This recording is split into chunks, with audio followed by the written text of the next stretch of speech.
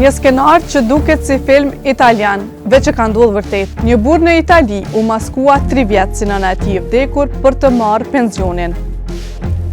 Në Mantova të Italisë, një burr po hetohet për mashtrim me ndihmë sociale dhe fshehje të trupit, pasi dyshohet se është veshur me rroba të nënës së tij të ndjerë. E jo veç kaq, sipas hetimeve, ai ka shku deri aty sa është maskuar si nëna e tij me gjithçka: buskuq, manikyr, paruke me stilin e flokëve të saj, bijuteri të tjera dhe është prezantuar në komunë për me rinovu kartën e identitetit të saj. I dyshuari pranë qytetit verior italian dyshohet se ka marrë mijëra euro në pagesa pensionesh pas vdekjes së nënës së tij në vitin 2022.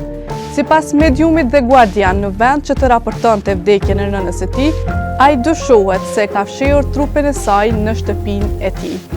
Vetëm në fillim të këtij muaji, kur 56 vjeçari dyshohet se u maskua si nëna e tij në përpjekje për të rinovuar kartën e identitetit në bashki, policia u njoftua nga një punonjës për dyshimin. Autoritetet krahasuan foton zyrtare të gruas së ndjerë me atë të djalit të saj, ku më pas kontrolloi shtëpinë e tij dhe gjeti trupin e saj të fshehur në lavanderi.